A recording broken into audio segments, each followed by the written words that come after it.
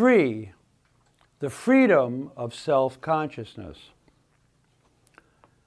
First, we must note that a true reciprocal recognition between two selves, which Hegel calls spirit, has yet to occur.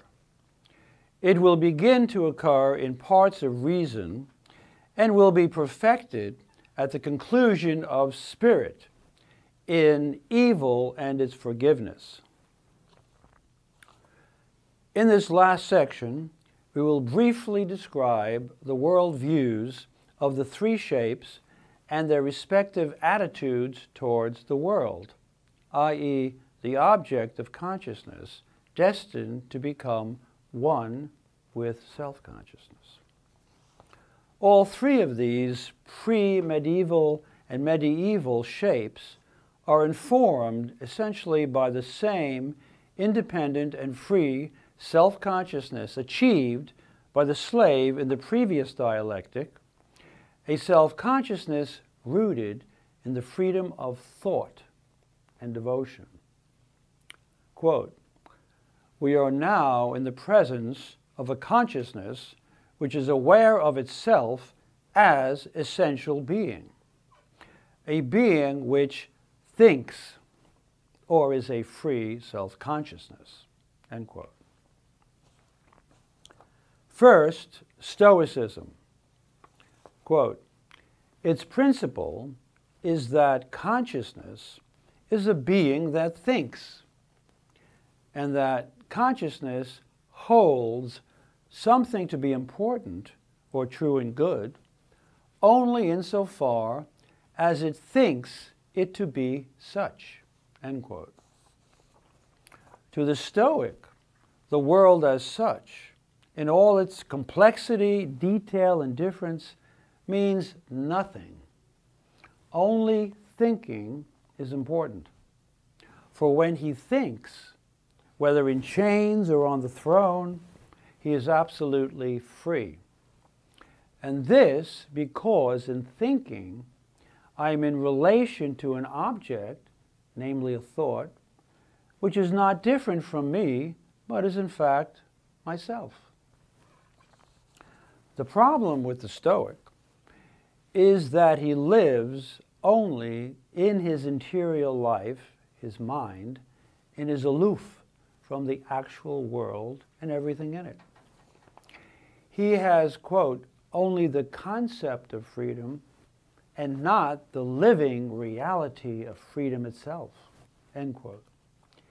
He has yet to achieve real freedom, which happens only when the being of the world is negated or made ideal and not remaining a not-I in opposition to the self, which restricts his freedom, or when the world is revealed to be the same as himself, to be his own reason in objective form.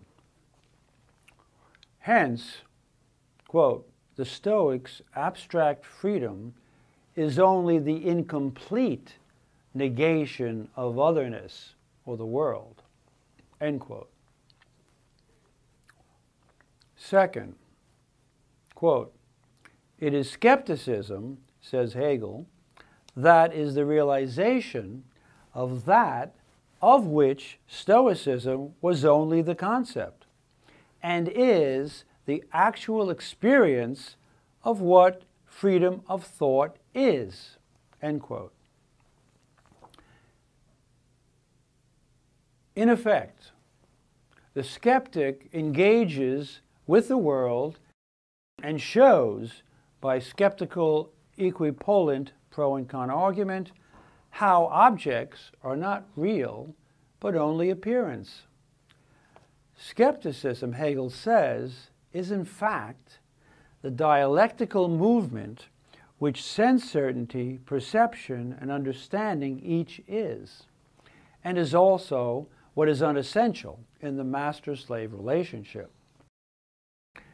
Quote, "This dialectic," Hegel continues, "makes this other, which claims to be real, vanish, Indeed, it causes to vanish not only objective reality as such, but its own relationship to it." End quote. The problem with the skeptic is that he is always in a state of contradiction.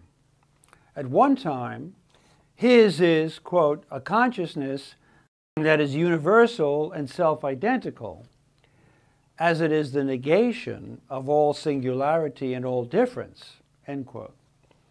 At another time, it is one that is not self-identical, but, quote, "a casual, confused medley and the dizziness of a perpetually self-engendered disorder," end quote. On the one hand, the skeptic affirms the nothingness of ethical principles, but on the other, he lets his behavior be governed by these same principles. End quote.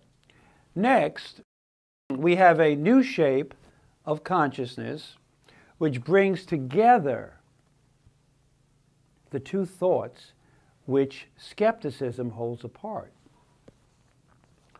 The unhappy, divided consciousness. This consciousness of a medieval cloistered monk is divided and unhappy because, as changeable and finite, it cannot achieve a unity with its unchangeable divine other located in a remote beyond. Here we have an opposition of universal God and individual man, and the effort to overcome it by prayer, work, and penitence. This new shape thus has three moments. Briefly, the problem with prayer is that the emphasis is on feeling and not thought and reason.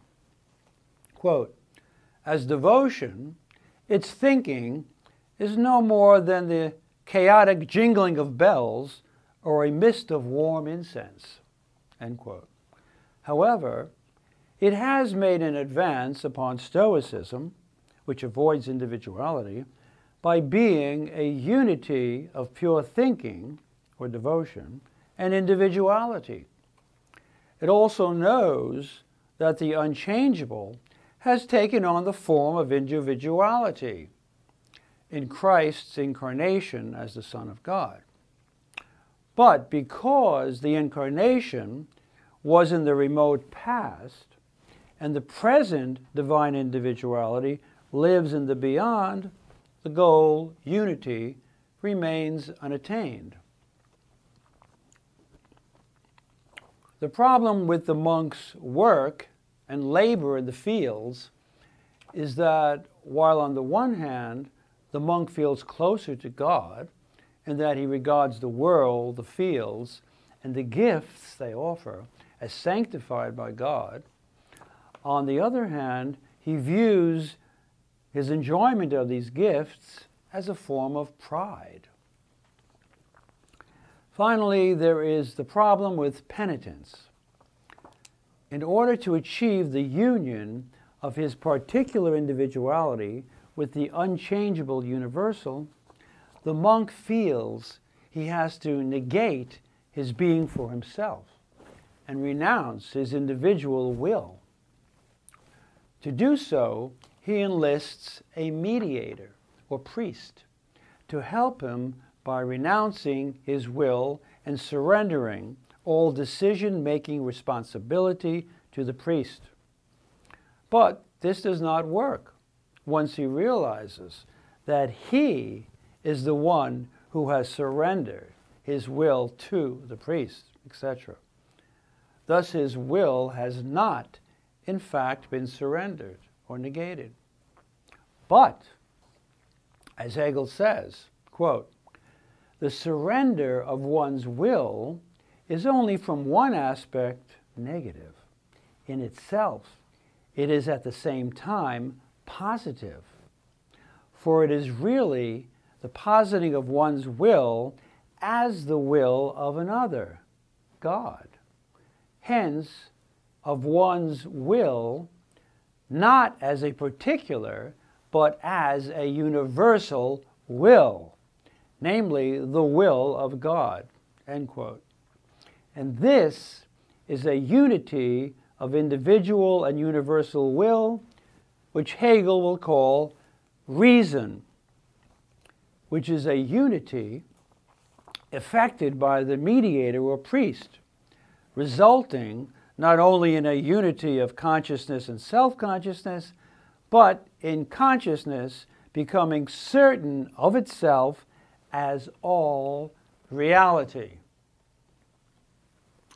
Next lecture, we will begin our study of C, reason, with A, observing reason. Thank you.